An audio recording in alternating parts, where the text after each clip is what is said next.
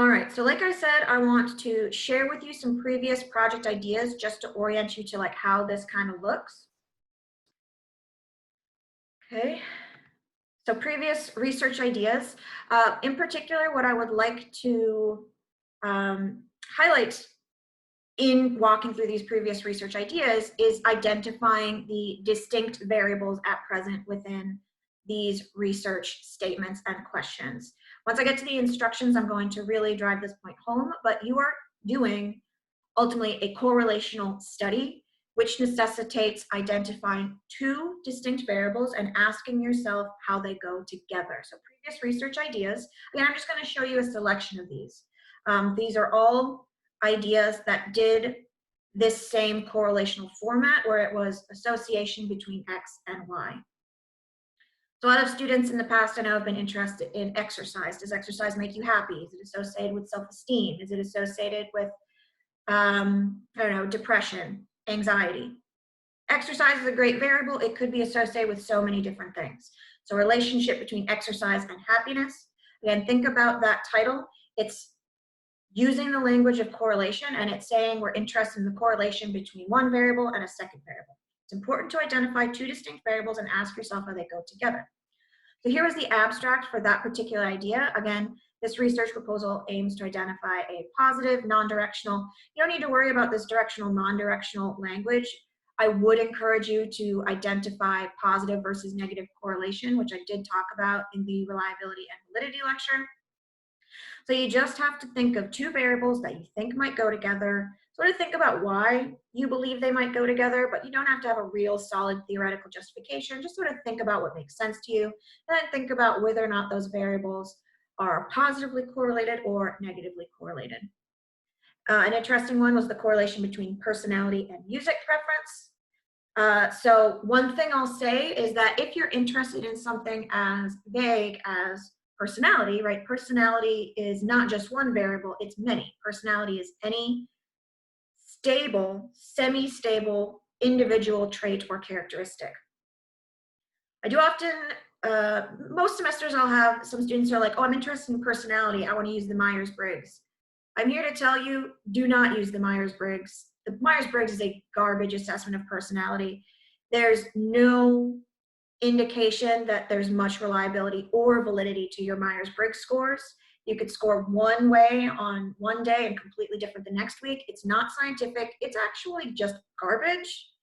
It's just sort of like fun BuzzFeed kind of quizzes. Myers-Briggs, do not conflate that with personality. If you're interested in personality, I'm going to probably point you towards like the Ocean personality breakdown. So openness to experience, conscientiousness, extroversion. You're like, I like personality. I'll be like, well, pick two of the Ocean traits and see what happens. Back on this particular project, they were interested in music preferences. And I was like, that's a really cool idea. I wasn't familiar with any scales that assessed music preferences, but they found one. It was called the Tippy, and it just was basically preference for alternative, classical, rap, country, whatever. So if there's something that you're like, I don't know if there's going to be a scale out there, it sounds too weird, you can try looking for one that's absolutely fine. Personality, music genre, okay? Alcohol consumption, GPA. I have students every semester who want to do that project. Absolutely fine. If that's your interest, go for it.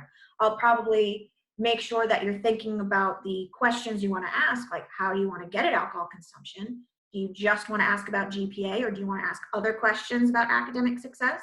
But that's overall fine. Knowledge of English language and social belongingness, amazing. Bullying and social participation.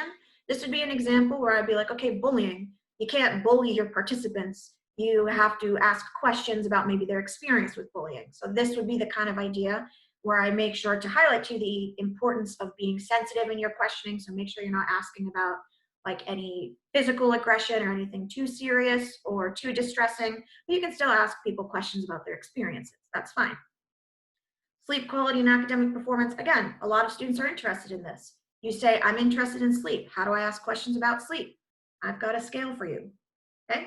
If you're interested in something, there likely is going to be a way to capture it via a self-report scale and incorporate it into your correlational study. Okay, so a few details about the proposal before we actually pull up the instructions and I walk through them a little bit more. So this will be a collaborative group effort between you and your project group mates. It's going to be due on Monday. So I do encourage you to try and be in touch with your group mates today, just because not everyone likes to work on the weekends, and putting it off until Monday, it just might be hard to coordinate a time. So I would try and be in touch with your group mates today and just sort of have a game plan, start kicking around ideas. This proposal does not have to be perfect. As long as you basically tried to follow the instructions, you'll get full credit for this. If you have any questions, just let me know and I can help you. If you have a non-workable idea, I will be able to help you fix it. I will highly encourage you to use pre-published scales because it will make things a lot easier. You have no idea how difficult it is to create your own survey questions from scratch. You might think that it's quite easy. It's harder than it looks. Pre-published scales are free to be used in your survey. As long as you cite them properly, you can use them in their entirety. Okay, so then quickly before I open up the proposal instructions, things to keep on your radar. The check-in for week 1 you'll get credit for if you either logged into today's Zoom or Wednesday's Zoom, or you had an individual meeting with me outside of that. Besides that, make sure to post a discussion post on the theory data cycle and complete your city training and upload your completion certificate. That's all due today. Then Monday, you'll have until Monday night to submit your proposal, which is again a collaborative submission. You only need 1 submission per group. And then your lab quiz answers and output. Again, that's an individual submission. If you're done with those, go ahead and submit them now. I'm just giving you extra time in case SPSS is like being a brat. All right, so now I want to walk through the proposal instructions just a little bit more.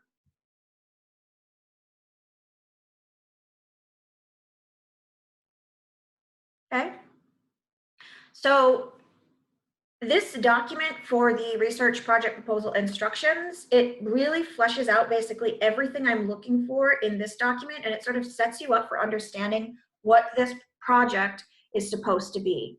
So it's a collaborative assignment where you're starting to think about your original research study.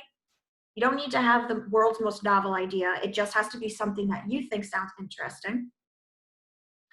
This obviously is quite early to be working on this. I understand that this is happening fast, but again, we don't have a lot of time this semester, and so we need to at least get an idea of what you might be interested in. And again, you don't need to be looking for perfection for this assignment. We just are looking for something that we can build off of. If you're like, I can't even think of the variables that I'm interested in, don't worry. I have a list. I'll show you in just a second. So to sort of orient you to how this project needs to look, it's going to be primarily a correlational study, which means that you're going to need to identify 2 distinct variables that you think are related to each other. These need to be 2 different variables. Okay? You need to have a variable X and a variable Y and ask yourself how you think they go together. Additionally, and we'll get into this when we learn about correlations, only certain kinds of variables work for correlational analysis. So critically, they need to be quantitative variables, meaning that you can't put a categorical variable into your correlational study. You might be thinking, what's the association between gender and social media? That's a fair question to ask, but that's not actually going to work for a correlational study or analysis.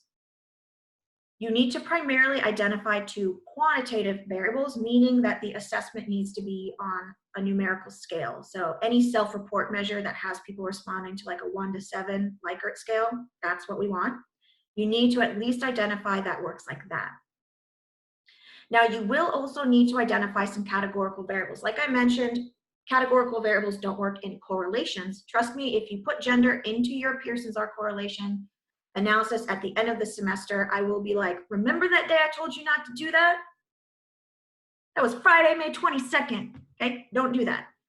What do you want to do if you're interested in how categorical variables impact other variables of interest? It's just a question of doing a different analysis. So you are going to need to include some categorical demographic questions. So this should be gender, it could be ethnicity, school year. A lot of people are interested in the difference between freshman, sophomore, junior, senior. Other demographic information that's not categorical, like age, you want to have that too. But you're going to need to think of some categorical variable that you're interested in. It can be as simple as saying gender, right? What's the relationship between gender and self-esteem, gender and social media use, gender and depression, okay? So you're going to need to have a few different kinds of variables. that you're interested in, which will open the door for various analyses 6 weeks from now.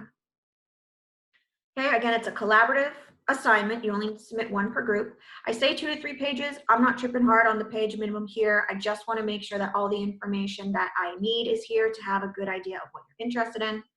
Do make sure to submit it in .doc or .docx format. If you do your work in Google Documents, you just need to go File, Save As, .docx. It's as easy as that.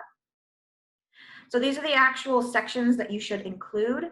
Again, these don't need to be perfect. Just dedicate some writing to these various points. So some background, like why are you interested in this topic? What sort of a claim are you trying to make? Are you trying to make a positive association? Whatever. If you have any background sources that you know of, that you know you're going to consult, feel free to include those. Very important in this proposal, I really want you to focus on identifying your variables of interest. Okay? If you find a pre-published scale that you like, maybe include a sample item so I get a sense for what that questionnaire is going to look like. What are your predicted results? And just some sort of conclusions. Do you, what would you do if your idea doesn't pan out and your results aren't significant? And then anything else you can think of. Okay, so as long as you dedicate, some writing to these subheadings, I'm pretty happy. So then on to my variables list. Okay, you might be thinking, I don't know how to find pre-published scales. I don't know what my variable, the jargon for my variable of interest is. Well, to make things as easy as possible, I just put together a hypothetical list for you. So you're interested in social psychology? You're interested in well-being? I found the self-esteem scale for you. If you follow all of those links, I have put together available pre-published scales that you can just straight up use in their entirety. Okay, so you're interested in self-esteem? I'm going to say use the Rosenberg. That's the classic one. So not only do I recommend the scale that you use, I link to the entire version of it. So if you want to make your life as easy as possible, I would peruse this list and see if any of your interests fall along any of these sorts of bullet points here. Check out the scales that I've linked and see if it strikes your fancy. It seriously would be as easy as picking 2 scales from this list and asking yourself how they go together. And then I have a smattering of some hypothetical demos that you could include. Your survey, I'm going to definitely have everyone include the basics, gender, age, probably ethnicity. But if you're interested in something like political affiliation or socioeconomic status, you can put it in there too. Do whatever you want. The world is yours. Okay, so hopefully that sort of assuages any concerns you have about the proposal. Seriously, it can be as easy as you want it to be, right? You can basically just pick a couple from these lists. If this list does not appeal to you and you're like, I want to search for something else, feel free to do so, but do know that it's as easy as picking a couple of these and saying that's what I want to do. I tried to make this list as inclusive as possible based on what I know students tend to be interested in, right? You like social media use? Use the SMACTIV. You like religiosity? Use the Duke University Religious Index, okay? I have recommendations. All right, so I think that basically does it for my explanation on the proposal. Does anyone have any questions?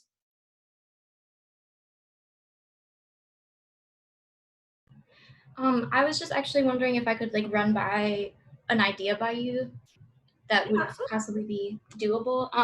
I'm really interested in looking into the effects of domestic pets on mental health and things like that. Do you think that's something that's doable that I could work around? Yeah, absolutely. So my recommendation would be to look for a scale that has to do with attitudes towards pets, so that you have that quantitative variable. But if your basic interest is, are people who have a pet versus don't happier? Chris is in the next room and he just went, yeah. If that's your basic question, then what you would want to do is then additionally have that categorical variable in your demographics where people answer a yes or no question of do you have a pet, yes or no.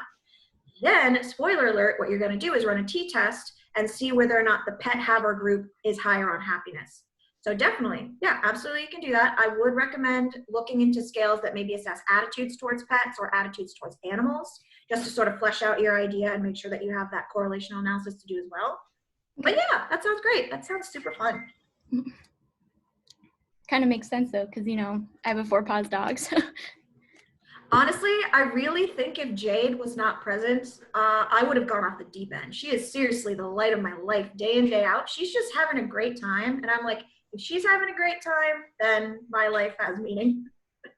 yeah, and especially during this quarantine, the adoption rates of like shelters and stuff has like seriously increased, and I love it.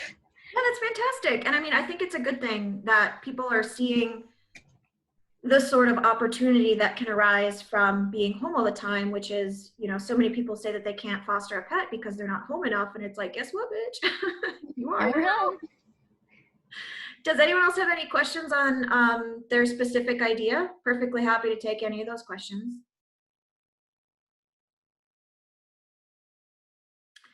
So I think that we can basically say we're done for the day. I'm probably going to, well, I'm going to be doing like office hours. I'm not just going to keep a Zoom open, but I will be available and on email, until my office hours end at 4. So if you just want to send me an email and request to hop on a Zoom for the next few hours, feel free to do so.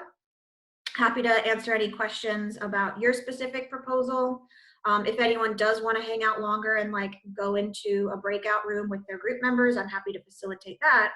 But barring that, I'm going to say that we can basically be done for this portion of the day, if that's true. It is. It totally is. Okay.